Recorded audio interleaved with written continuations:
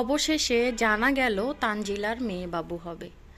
উনাদের সবার ভিডিওই আমি দেখি, দেখে দেখে এক একজনের এক এক কথাই বুঝতে পারলাম যে তানজিলার মেয়ে বাবু হবে। তাই তানজিলার জন্য দোয়া করবেন যাতে করে সুস্থ একজন বাচ্চা পৃথিবীতে আনতে পারে। তো ওদের জন্য মন থেকে আমি অনেক অনেক দোয়া করি।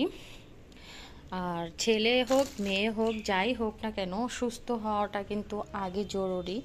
সুস্থ স্বাভাবিক একটা বাচ্চা পৃথিবীতে আসবে, সেটাই কিন্তু আমরা সবসময় চাইবো।